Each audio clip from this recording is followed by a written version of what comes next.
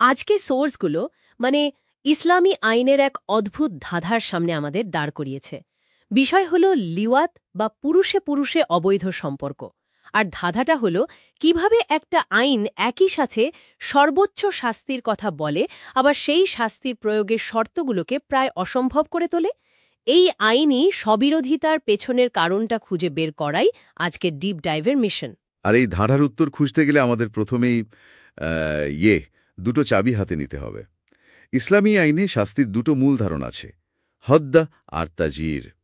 হদ্দ হল কুরআন বা হাদিসে একেবারে নির্দিষ্ট করে দেওয়া শাস্তি, যা বিচারক বদলাতে পারেন না। আর তাজির হল বলতে পারেন বিচারকের বিবেচনামূলক শাস্তি। তো লিওয়াতের শাস্তি এই দুটোর মধ্যে কোনটা, এই নিয়ে কিন্তু পুরো বিতর্কটা তৈরি হয়েছে। আচ্ছা, চলুন তাহলে শুরু থেকে শুরু করি। সোর্স বলছে এই অপরাধের ধারণাটা এসছে কওমে লূত বা লূতের জাতি থেকে, যাদেরকে এই কাজের জন্য ঐশ্বরিক গজব দিয়ে ধ্বংস করা হয়েছিল। ঠিক।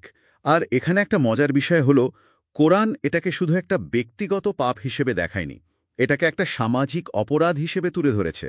কারণ বলা হয়েছে তারা প্রকাশ্যে এই পাপাচারে লিপ্ত ছিল।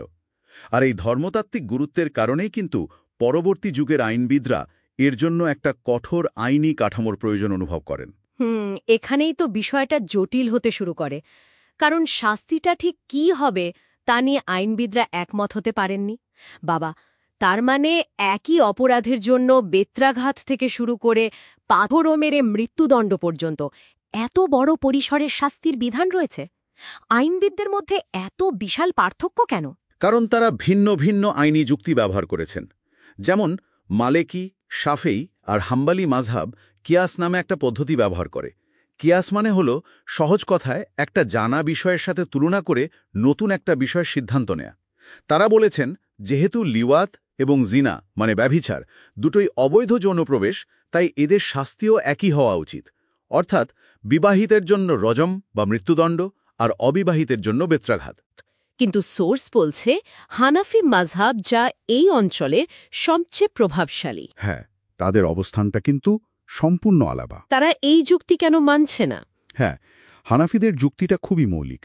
তারা মনে করে হদ্দের মতো কঠোর শাস্তি প্রয়োগের জন্য কুরআনে বা হাদিসে একেবারে সুস্পষ্ট অকাট্য নির্দেশনা থাকতে হয়। তাদের মতে জিনার জন্য যে নির্ধারিত শাস্তি, তার মূল কারণ শুধু অবৈধ যৌনতা নয়, বরং এর ফলে বংশধারায় বা নাসেল যে বিভ্রান্তি তৈরি হয় সেটা রোধ করা।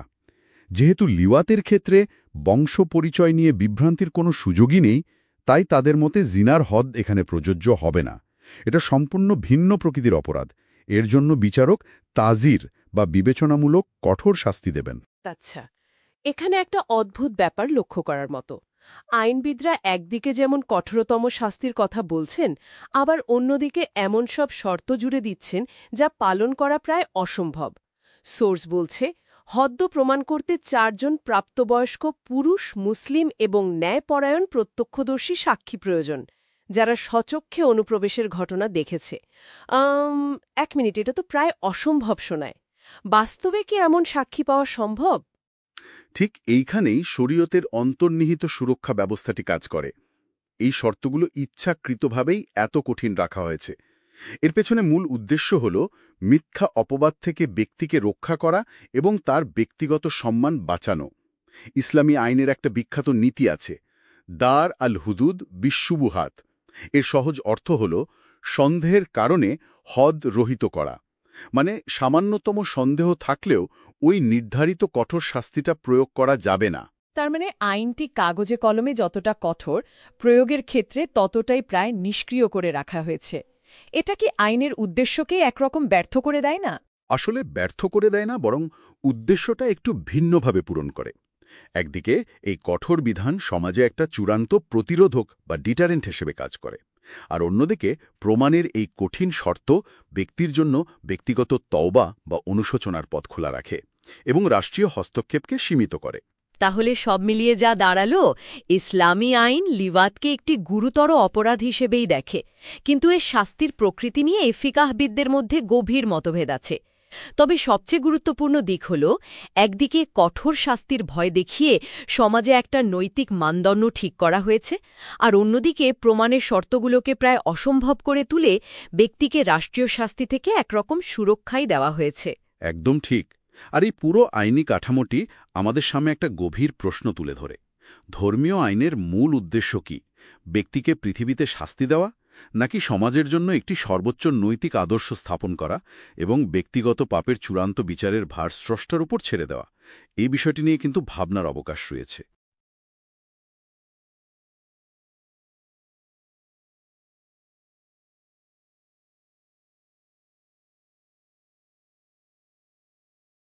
আসসালামু আলাইকুম। আজকের এই ডিপ ডাইভে আমরা এমন একটা বিষয় নিয়ে কথা বলবো যার কেন্দ্রে আছে একটা প্যারাডক্স। প্যারাডক্স। হ্যাঁ, মানে কিভাবে আনুগত্যের একটা কাজ একজন মানুষকে চূড়ান্ত স্বাধীনতা দিতে পারে। আমরা কথা বলছি সালাত নিয়ে। আমাদের হাতে থাকা সোর্সগুলো বলছে এটা শুধু একটা ধর্মীয় আচার নয়। একদমই না, এর দর্শনটা অনেক গভীর। আর এর প্রেক্ষাপটটা যদি বলি, মহানবী সাল্লাল্লাহু আলাইহি ওয়াসাল্লাম এর জীবনের একেবারে শেষ মুহূর্তের কথা। তার শেষ ওয়াসিয়ত ছিল মাত্র দুটো শব্দ, যা তিনি বারবার বলছিলেন। কি ছিল সেটা? আসসালাত, আসসালাত। এই যে পুনরাবৃত্তি, এটাই বুঝিয়ে দেয় যে এর গুরুত্বটা আসলে কতটা। আর আমার কাছে সবচেয়ে অবাক করা যে বিষয়টা লেগেছে তা হলো এর বিধানটা যেভাবে দেওয়া হয়েছিল। মিরাজের ঘটনাটা, তাই তো? হ্যাঁ, ইসলামের অন্য প্রায় সব বিধান তো পৃথিবীতে এসেছে, কিন্তু সালাতের আদেশ দেওয়া হলো সরাসরি আসমানে। এই পার্থক্যটাই তো অনেক কিছু বলে দেয়। চলুন এটা নিয়ে একটু গভীরে যাই। অবশ্যই। আর এই গভীরতার প্রথম স্তরটাই হল এর ক্ষমতা, এর ধারাবাহিকতা। আমাদের রিসার্চ কিন্তু বলছে সালাত কোনো নতুন বিধান নয়। তাই নাকি? হ্যাঁ, যেমন ধরুন নবী ইব্রাহিম আলাইহিসসালাম দোয়া করেছিলেন যেন তিনি এবং তার বংশধরেরা রাইট যেন সালাত কায়েমকারী হতে পারে। একদম। আবার ধরুন মুসা আলাইহিসসালামকে যখন তুর পাহাড়ে প্রথম ওহী দেওয়া হল, অন্যতম প্রধান আদেশই ছিল আমার স্মরণে সালাত কায়েম করো। আচ্ছা। এমনকি ঈসা আলাইহিসসালাম দোলনা থেকেই বলেছিলেন আল্লাহ আমাকে আজীবন সালাত আর যাকাত আদায়ের নির্দেশ দিয়েছেন। তার মানে স্রষ্টার সাথে সংযোগের এই মাধ্যমটা মানব ইতিহাসের প্রায় শুরু থেকেই ছিল। ঠিক। এটা একটা চিরন্তন ঐশী আদেশ।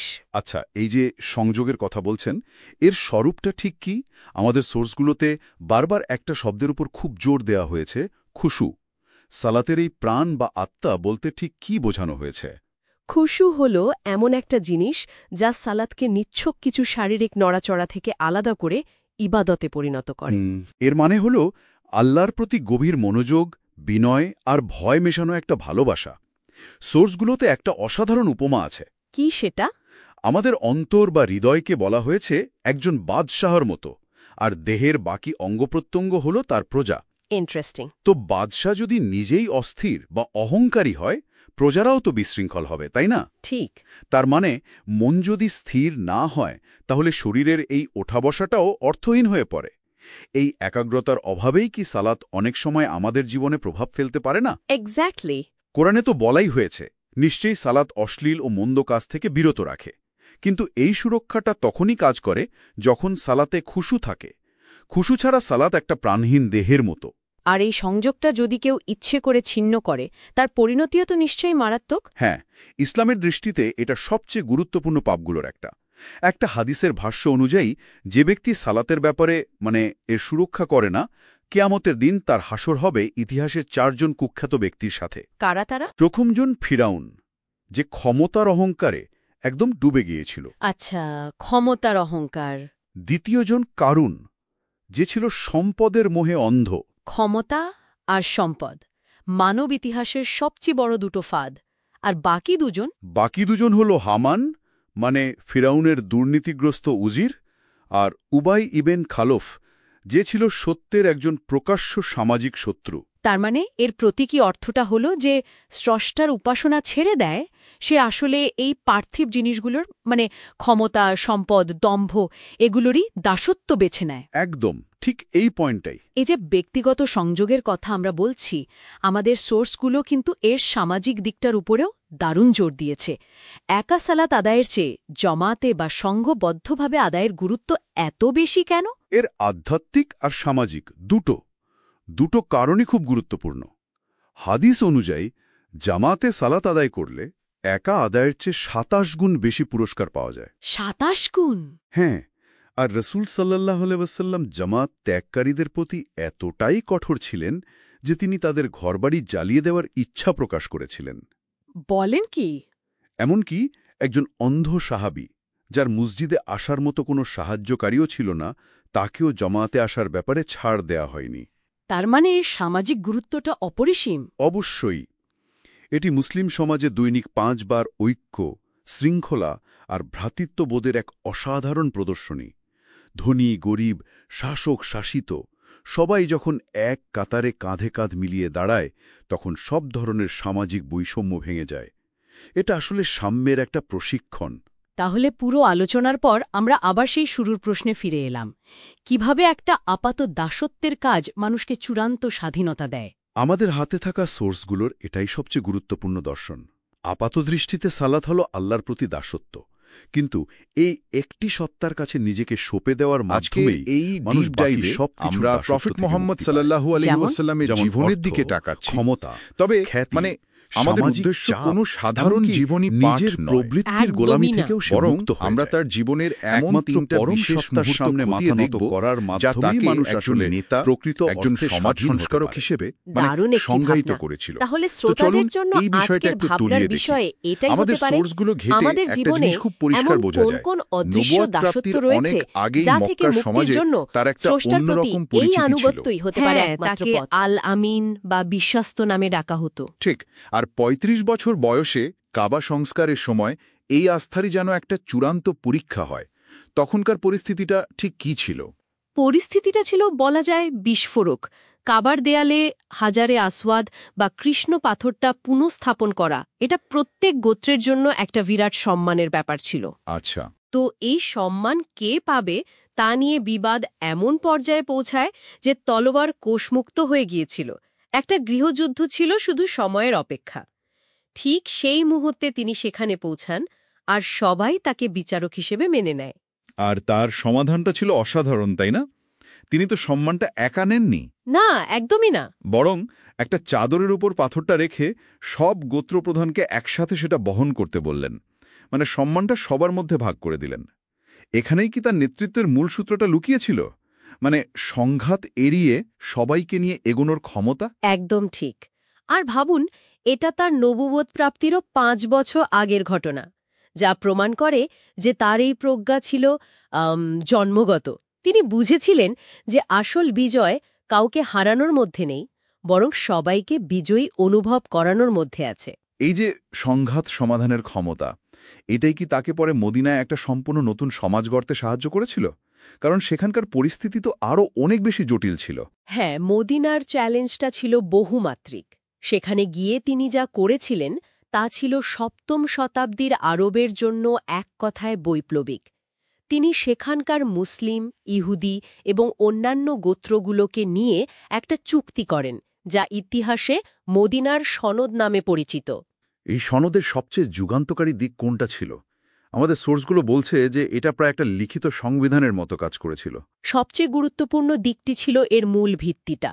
সনদ অনুযায়ী স্বাক্ষরকারী সকল গোত্র, মানে মুসলিম এবং ইহুদি, একত্রে একটি উম্মাহ বা জাতি গঠন করবে। আচ্ছা, প্রত্যেকে নিজ নিজ ধর্ম পালনের সম্পূর্ণ স্বাধীনতা পাবে এবং বাইরের কোনো আক্রমণে সবাই মিলে শহরকে রক্ষা করবে। তার মানে রাষ্ট্রের ভিত্তি ছিল নাগরিকত্ব আর পারস্পরিক নিরাপত্তা, কোনো একক ধর্মীয় পরিচয় নয়। ঠিক তাই। এটা তো অবিশ্বাস্য রকম আধুনিক একটা ধারণা, কিন্তু বাস্তবে এর প্রয়োগ কি ততটাই সহজ ছিল? না, অবশ্যই চ্যালেঞ্জ ছিল। বিভিন্ন গোত্রের মধ্যে অবিশ্বাস, পুরনো শত্রুতা তো আর রাতারাতি শেষ হয়ে যায়নি। সনদের ধারা একাধিকবার লঙ্ঘিতও হয়েছিল। কিন্তু গুরুত্বপূর্ণ বিষয় হল, এই সনদটি একটা আদর্শ স্থাপন করেছিল। একটা ফ্রেমওয়ার্ক তৈরি করেছিল। একদম। এটা দেখিয়েছিল যে ভিন্ন বিশ্বাস নিয়েও একটা অভিন্ন পরিচয়ের অধীনে একসাথে বসবাস করা সম্ভব। আচ্ছা, এই রাষ্ট্র গঠনের পথ চলারই তো চূড়ান্ত পর্যায়ে ছিল মক্কা বিজয়। আমি পড়ছিলাম যে প্রায় ১০,০০০ সেনার সেই অভিযান ছিল প্রায় রক্তপাতহীন। হ্যাঁ, ৮ম হিজরিতে যখন এই বিজয় হয়, তার মূল শক্তি সামরিক ছিল না, ছিল নৈতিক। সেটা কিভাবে? তিনি এমনভাবে মক্কা অবরোধ করেন যে প্রতিপক্ষ প্রায় বিনা যুদ্ধেই পরাজয় মেনে নিতে বাধ্য হয়। কিন্তু আসল মুহূর্তটা ছিল বিজয়ের পরে। কাবার সামনে দাঁড়িয়ে তিনি সেই সব মানুষদের উদ্দেশ্যে ভাষণ দেন যারা একসময়ে তাকে আর তার অনুসারীদের উপর অবর্ণনীয় অত্যাচার চালিয়েছিল। তাকে নিজের জন্মভূমি থেকে বিতাড়িত করেছিল। ঠিক। ক্ষমতার শীর্ষে থেকেও প্রতিশোধ না নেয়া, এটা ওয়াকেই একটা বড় ব্যাপার। কিন্তু তার অনুসারীরা কি এটা সহজে মেনে নিয়েছিল? তাদের মধ্যে কি কোনো প্রতিশোধের স্পৃহা ছিল না? নিশ্চয়ই ছিল। মানবিক আবেগ হিসেবে প্রতিশোধের ইচ্ছা থাকাটাই তো স্বাভাবিক। কিন্তু এখানেই তার নেতৃত্ব আবার সামনে আসে। তিনি যখন ঘোষণা করলেন, আজ তোমাদের বিরুদ্ধে কোনো অভিযোগ নেই, তোমরা সবাই মুক্ত, তখন তিনি শুধু তার শত্রুদেরই ক্ষমা করেননি, বরং তার অনুসারীদেরও প্রতিশোধের ঊর্ধ্বে ওঠার আহ্বান জানিয়েছিলেন। একদম। এই একটা ঘোষণায় তিনি সামরিক বিজয়কে একটা নৈতিক বিজয়ে রূপান্তরিত করেন, যা তরবারির চেয়েও শক্তিশালী ছিল। তাহলে সব মিলিয়ে যা দাঁড়াচ্ছে, এক যুবক সালিশকারী যিনি সম্মান ভাগ করে নিতে শিখিয়েছিলেন, একজন রাষ্ট্রনায়ক যিনি বহুত্ববাদকে রাষ্ট্রের ভিত্তি করেছিলেন, এবং সবশেষে একজন বিজয়ী যিনি ক্ষমার মাধ্যমে হৃদয় জয় করেছিলেন। তার জীবনের প্রত্যেকটা পর্যায়েই যেন একটা গভীর শিক্ষা। এবং এই প্রসঙ্গে একটা চূড়ান্ত বিষয় আমাদের নতুন করে ভাবায়। কি সেটা? সেই সময়ের চরম পুত্র সন্তান কেন্দ্রিক আরব সমাজে, যেখানে বংশ টিকে থাকত ছেলের মাধ্যমে, তার বংশধারা টিকে ছিল একমাত্র কন্যা ফাতিমা রায়ের মাধ্যমে। তার সব পুত্র সন্তান শৈশবেই মারা যান। এই ঘটনাটা তৎকালীন সামাজিক প্রথার বিরুদ্ধে গিয়ে নারীর মর্যাদাকে কোন নতুন আঙ্গিকে প্রতিষ্ঠা করেছিল তা এক গভীর আলোচনার বিষয়।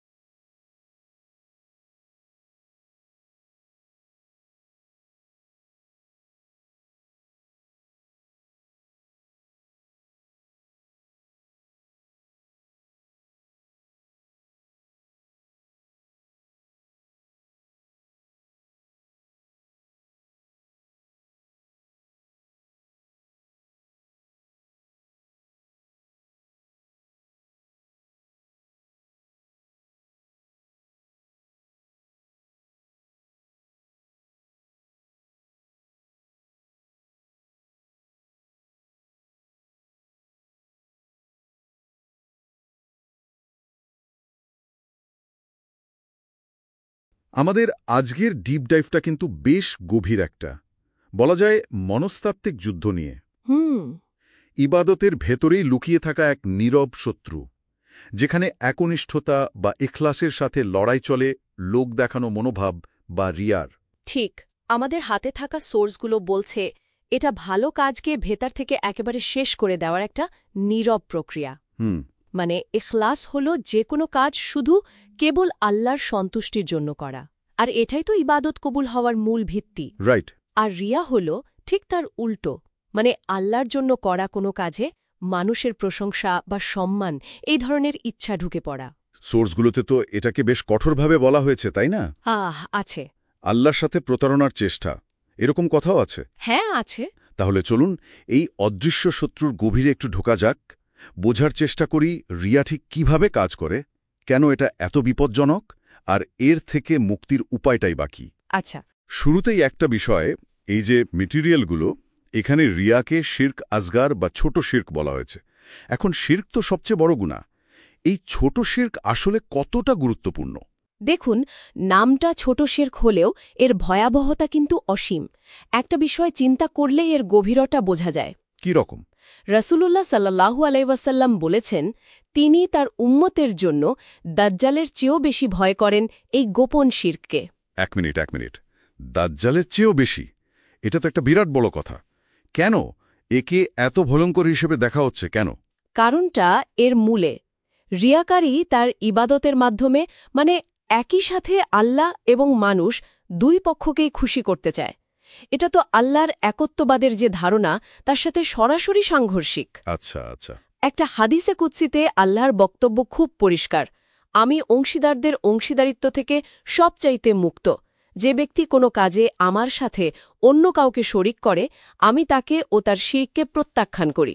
ও, তার মানে আল্লাহ তার ইবাদতে এক বিন্দু পরিমাণ ভাগাভাগিও সহ্য করেন না? একদমই না। তার মানে নিয়তের এতটুকু গড়মিল হলেই পুরো মেহনতটাই বৃথা হয়ে যেতে পারে। কিন্তু এটা কি সব ক্ষেত্রে এক?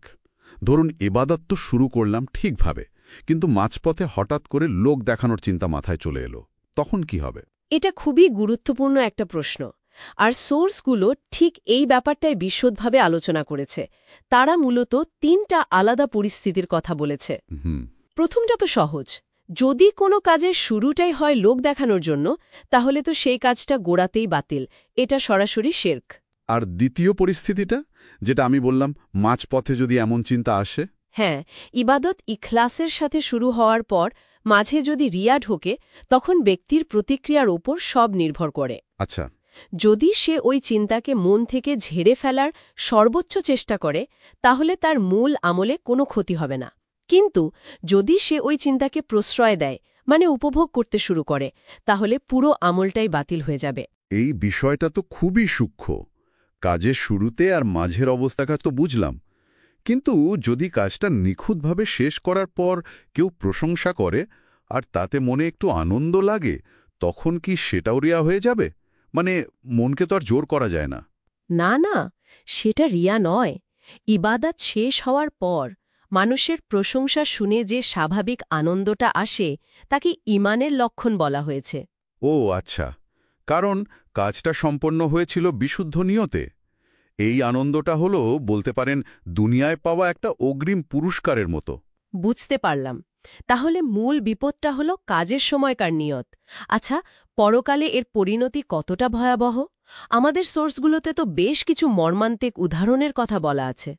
হ্যাঁ, কিয়ামতের দিন রিয়াকারীর পরিণতি হবে অত্যন্ত অপমানজনক। তাকে সবার সামনে 4টা নামে ডাকা হবে। 4টা বিশেষ নামে, তাই না? হে রিয়াকারী, হে বিশ্বাসঘাতক। ঠিক তাই, হে পাপাচারী, হে ক্ষতিগ্রস্ত।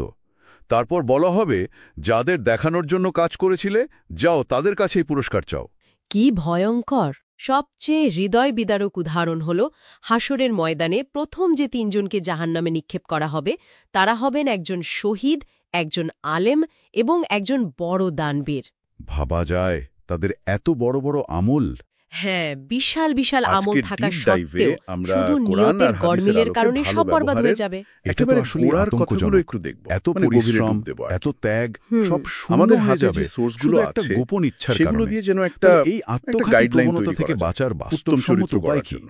সবচেয়ে কার্যকর দেখব উপায় এখান হিসেবে থেকে যেটার কোনটা কথা বারবার আমাদের বলা জন্য হয়েছে, সবচেয়ে তা জরুরি। হলো ইহসানের স্তরে ইসলামে পৌঁছানোর চেষ্টা আখলাক করা। বা ভালো চরিত্র, হ্যাঁ, এটা তো শুধু ইহসান বাইরের মানে ব্যাপার হলো না, তাই না? এমনভাবে না, আল্লাহর একদমই ইবাদত না। করা যেন এটা আপনি আসলে তাকে ভেতরের দেখছেন। স্বভাব, আর যদি তা সম্ভব নৈতিকতা না হয়, সব মিলিয়ে তবে একটা অন্তত পূর্ণাঙ্গ এটা মনে বিষয়। রাখা আর যে তিনি অনেকে তো আপনাকে বলেন দেখছেন। এটাই নাকি ইসলামের সবচেয়ে এই দামি গভীর সম্পদ, পর্যবেক্ষণ একজন বা মানুষের জন্য। সেলফ একদম অ্যাওয়ারনেসটাই ঠিক বলেছেন। রিয়াকে দুর্বল ইসলামে করে দেয়। আখলাকের Exactly. ধারণাটা কিন্তু আসলে ইহসান অনেক গভীর। এক কথায় এটা বলা শুধু তো কিছু সহজ, নিয়ম কানুন বাস্তবে মেনে অর্জন চলা করা তো নয়, নিশ্চয়ই অনেক বরং কঠিন। এটা একটা সোর্সগুলো কি এটাকে বাস্তবে রূপ দেওয়ার আর কোনো পথের কথা বলে? উন্নতির যেমন পথ। দান বা এমনও বলা রাতের হয় নামাজ, যে আমাদের এগুলো শেষ নবী যথাসম্ভব হযরত গোপনে মুহাম্মদ করার অভ্যাস সাল্লাল্লাহু করা। আলাইহি সাল্লামের আচ্ছা, অন্যতম একটা যাতে উদ্দেশ্যই মানুষের ছিল প্রশংসার এই কোনো উন্নত সুযোগই না চরিত্রকে থাকে। পূর্ণতা Right. দেওয়া। আচ্ছা। এতে মন আর এর তো বিশুদ্ধ বিভিন্ন হতে শেখে। স্তরও আছে। আর 2, ধরুন, রিয়া থেকে সাধারণ বাঁচার ভালো জন্য ব্যবহার রাসূল থেকে সাল্লাল্লাহু শুরু করে আলাইহি ওয়াসাল্লামের ক্ষমা শেখানো করা, একটি এমনকি যে নির্দিষ্ট দোয়া অন্যায় করেছে নিয়মিত পাঠ তার করা। প্রতিও আসলে দয়া ক্রমাগত দেখানো। চেষ্টার এটাকে মাধ্যমে আখলাকে এই হামিমা অদৃশ্য বলে। শত্রুর মানে বিরুদ্ধে উন্নত লড়াই চরিত্রের চালিয়ে যেতে হয়। সর্বোচ্চ পর্যায়ে আর কি। এই পুরো আলোচনা তাহলে শেষে চলুন একটা একটু প্রশ্ন ভেতরের মাথায় দিকে ঘুরছে। তাকাই। বলুন। নিজেকে শোধরানোর যদি শুরুটা যে কিভাবে কোনো হতে কাজের পারে? মূল বিচার সোর্সগুলো তার বলছে বাহ্যিক ধৈর্য ধরতে হবে, চেয়ে ভেতরের রাগ নীরব কমানো, উদ্দেশ্যের উপরই বিনয়ী নির্ভর করে। হওয়া, তাহলে লোভ আমাদের সামলানো, সমাজে আল্লাহর ভালো উপর কাজ ভরসা বা রাখা, সৎকর্মের যে এগুলো খুব প্রচলিত জরুরি। ধারণা, হ্যাঁ, সেটা কি এই নতুন করে ভেতরের মূল্যায়নের গুণগুলোই তো সময় আসল আসেনি? ভিত্তি। যেমন ওই যে রাগ নিয়ন্ত্রণের কথা বললেন, এটার উপর তো বেশ জোর দেওয়া হয়েছে, তাই না? খুবই। হাদিসে তো স্পষ্টই বলা আছে যে কুস্তিতে যেতে সে আসল শক্তিশালী না, হ্যাঁ হ্যাঁ, মনে পড়েছে। বরং সেই শক্তিশালী যে যে রাগের সময় নিজেকে কন্ট্রোল করতে পারে। ঠিক। ঠিক। আর রাগ কমানোর জন্য কিছু টিপসও দেখলাম, যেমন আল্লাহর কাছে পানা চাওয়া, অজু করা। চুপ থাকা বা বসে পড়া, শুয়ে পড়া, এগুলো খুব কাজের। হ্যাঁ, দারুণ প্র্যাকটিক্যাল তো। আর দেখুন, এই যে ভেতরের নিয়ন্ত্রণ, মানে রাগটা সামলাতে পারা, এটাই কিন্তু বাইরের আচরণে প্রভাব ফেলে। কিভাবে? এই যেমন ধরুন, রাগ দমন করতে পারলেই তো ক্ষমা করার মতো একটা উঁচু স্তরের গুণ আসে। ও আচ্ছা। আর হাদিসে আছে যে ক্ষমা করে আল্লাহ তার মর্যাদা বাড়িয়ে দেন। বাহ। অন্যদিকে অহংকার, এটাকে তো একদম নিষেধ করা হয়েছে। বলা হয়েছে যার মনে বিন্দু পরিমাণ অহংকার থাকবে সে জান্নাতে যাবে না। এটা তো বেশ কঠিন কথা। কঠিন কিন্তু জরুরি।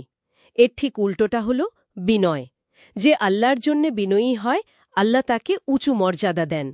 রাসূল সাল্লাল্লাহু আলাইহি ওয়াসাল্লাম নিজেই তো এর সবচেয়ে বড় উদাহরণ ছিলেন। ঠিক। আচ্ছা, আরেকটা বিষয়, লোভ সামলানো আর অল্পে তুষ্ট থাকা। হ্যাঁ, এটাও খুব গুরুত্বপূর্ণ। একটা বিশ্বাস রাখতে বলা হয়েছে যে রিজেক বা যার যা পাওনা সেটা আল্লাহ ঠিকই দেবেন। এটা জানা থাকলে মানে মনে শান্তি আসে, লোভটাও কম হয়। ঠিক। আরেকটা জিনিস ইন্টারেস্টিং লাগলো, নিজের কষ্ট বা অসুবিধা নিয়ে মানুষের কাছে না বলে শুধু আল্লাহর কাছে বলা, যেমন হযরত ইয়াকুব আলাইহিসসালাম করেছিলেন। হ্যাঁ, কোরআনে আছে কথাটা, আমি তো আমার দুঃখ ও অস্থিরতা আল্লাহর কাছেই নিবেদন করছি। এতে কিন্তু আত্মসম্মানটাও রক্ষা পায়। ঠিক। আচ্ছা, এই ভেতরের গুণগুলো, এগুলো বাইরের আচরণে মানে সমাজে কিভাবে প্রকাশ পায়? খুব ভালো পয়েন্ট। ভেতরের স্থিরতাটাই তো বাইরের ব্যবহারকে সুন্দর করে তোলে। যেমন ধরুন, কথা বলার আদব। হ্যাঁ, কথা বলার আদব। দেখা হলে সালাম দেওয়া, হাসি মুখে কথা বলা, দুটোই খুব জরুরি। একটা হাদিসে তো হাসি দেওয়াকেও সদাকা বা দান বলা হয়েছে। তাই নাকি? বাহ। আবার দেখুন, কম কথা বলা আর বেশি শোনার ওপর জোর দেওয়া হয়েছে। বলা হয়েছে যে চুপ থাকে সে নাকি মুক্তি পায়। আর কথা বললে ধীরে স্পষ্টভাবে বলতে হবে, কর্কশ স্বরে নয়। কোরআনে তো কর্কশ স্বরকে মানে গাধার আওয়াজের সাথে তুলনা করা হয়েছে। ওহ আচ্ছা। আর একটা খুব বড় বিষয় হল, ঠাট্টা করেও মিথ্যে বলা যাবে না।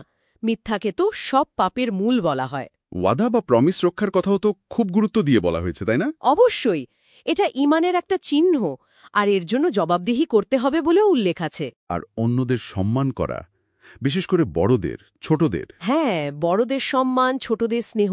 একটা হাদিসে তো বেশ কঠোরভাবে বলা হয়েছে যে এটা করে না সে উম্মতের অন্তর্ভুক্ত নয়। ভুল হলে সহজে ক্ষমা চেয়ে নেওয়া, দুঃখ প্রকাশ করা, এগুলো জরুরি। আর অন্যের দোষ গোপন রাখা, সেটার প্রতিদান কি? আল্লাহ কিয়ামতের দিন তার দোষ গোপন রাখবেন। আর সবসময় অন্যের ব্যাপারে ভালো ধারণা পোষণ করা। আচ্ছা, বদান্যতা বা দানশীলতার কথাও তো এসেছে। হ্যাঁ, অবশ্যই। ক্ষুধার্তকে খাবার খাওয়ানোকে তো অন্যতম সেরা কাজ বলা হয়েছে। কোরআনে আনসার সাহাবীদের উদাহরণ আছে না? নিজের প্রয়োজন থাকা সত্ত্বেও তারা মুহাজির ভাইদের অগ্রাধিকার দিয়েছিলেন। হ্যাঁ, মদিনার আনসারদের কথা। এই গুণগুলো কিন্তু শুধু সামাজিক সম্পর্কই ভালো রাখে না, এগুলো মানুষকে লোভ থেকেও দূরে রাখে, ভেতরের উন্নতি ঘটায়। বুঝলাম। আচ্ছা, আরেকটা দিক হলো বাইরের পরিষ্কার পরিচ্ছন্নতা। এটাকেও তো গুরুত্ব দেওয়া হয়েছে। খুব। হাদিসে আছে পরিষ্কারতা ঈমানের অর্ধেক। ওফ। শরীর পরিষ্কার রাখা, যেমন নিয়মিত গোসল, দাঁত মাজা বা মিসওয়াক করা, নখ কাটা, এগুলো। পোশাক পরিষ্কার রাখা, সুগন্ধি ব্যবহার করা, এগুলো। হ্যাঁ, পোশাক পরিপাটি রাখা, সম্ভব হলে সুগন্ধি ব্যবহার করাও ভালো। তবে নারীদের ক্ষেত্রে ঘরের বাইরে সুগন্ধি ব্যবহারে কিছু সতর্কতা অবলম্বন করতে বলা হয়েছে। আচ্ছা। এই যে বাহ্যিক পরিষ্কারতা, এটা কিন্তু শুধু শরীর সাফ রাখা নয়, এটা ভেতরের পবিত্রতারও একটা মানে রিফ্লেকশন বা প্রতিফলন। এটা পুরো ব্যক্তিত্বকে একটা পূর্ণতা দেয়, আর আল্লাহর কাছেও এটা খুব পছন্দের। তাহলে এই যে আমরা আলোচনা করলাম, এই ডিপ ডাইভ থেকে যা বুঝলাম, ইসলামে ভালো চরিত্র বা আখলাক মানে একটা সেলস্ত বা সামগ্রিক ব্যাপার। ঠিক। যেখানে নিজের ভেতরে শুদ্ধি, মানুষের সাথে সুন্দর ব্যবহার, আবার ব্যক্তিগত পরিষ্কারতা সবই আসলে জড়িত। হ্যাঁ, একদম। আর এই নিয়মগুলো শুধু পরকালের মুক্তির জন্য না, বরং এই পৃথিবীতেও তো ভালোভাবে সম্মানের সাথে চলতে সাহায্য করে। নিশ্চয়ই। আচ্ছা, শেষ করার আগে একটা জিনিস একটু ভাবার জন্য বলি। বলুন। এই যে এতগুলো ভালো অভ্যাসের কথা আমরা আলোচনা করলাম, ধরুন এর থেকে যদি শুধু একটা অভ্যাস, যেমন ঠাট্টা ছুলো মিথ্যা না বলা, এই একটা জিনিসও যদি কেউ সত্যি সত্যি ধারাবাহিকভাবে পালন করার চেষ্টা করে, তাহলে লম্বা সময়ে গিয়ে তার নিজের প্রতি মানুষের বিশ্বাস আর তার নিজের মানসিক শান্তির ওপর এর কি দারুণ একটা প্রভাব পড়তে পারে বলুন তো। এটা নিয়ে একটু ভাবা যেতে পারে। তাকে রক্ষা করেন। অবিশ্বাস্য। এর উল্টোটা, অর্থাৎ কিনা সৃষ্টির ওপর ভরসা করাকে শিরকের সাথে তুলনা করা হয়েছে, আর সেটা তো ব্যর্থতা আর হতাশার দিকেই ঠেলে দেয়। এটা শুধু বিশ্বাস নয়, এটা এক ধরনের মানসিক শক্তির উৎসও বটে। বাহ, এটা সত্যিই ভাবনার বিষয়। আচ্ছা, এর পাশাপাশি সবর বা ধৈর্য আর শৌকর বা কৃতজ্ঞতার কথাও তো এসেছে, তাই না? হ্যাঁ, অবশ্যই এসেছে। সোর্সগুলো বলছে এগুলো নাকি ঈমানেরই অংশ। আর সবচেয়ে চমকপ্রদ যে তথ্যটা পেলাম, আল্লাহ নাকি শুধু ধৈর্যশীলদের সাথেই থাকেন না, তিনি তাদের পথপ্রদর্শক বা ইমামও বানান।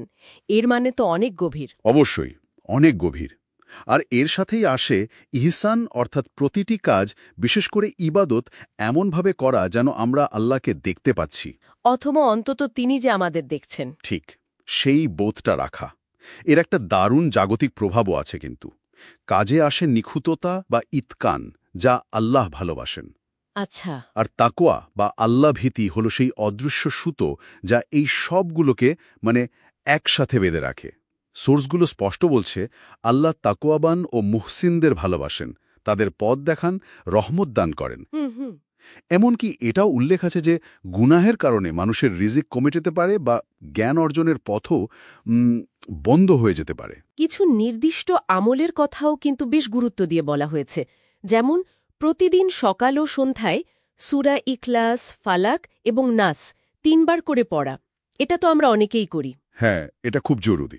আর একটি বিশেষ দোয়া, বিসমিল্লাহিল্লাযী লা ইয়াদুররু মা ইসমিহি শাইউন ফিল আরদি ওয়ালা ফিস সামা ওয়া হুয়াস সামিউল আলিম। এটা পাঠ করলে নাকি সব রকম ক্ষতি থেকে নিরাপত্তা পাওয়া যায়। ঠিক, আল্লাহর নামে, যার নামের বরকতে আসমান ও জমিনের কোনো কিছুই ক্ষতি করতে পারে না, তিনি সর্বশ্রোতা, সর্বজ্ঞ, এই বিশ্বাসটা রাখা। এগুলো ছোট আমল মনে হলেও এর প্রভাব কিন্তু অনেক ব্যাপক। আসলেই। এবার যদি আমরা একটু আখেরাতের দিকে দৃষ্টি ফেরাই, পরকালের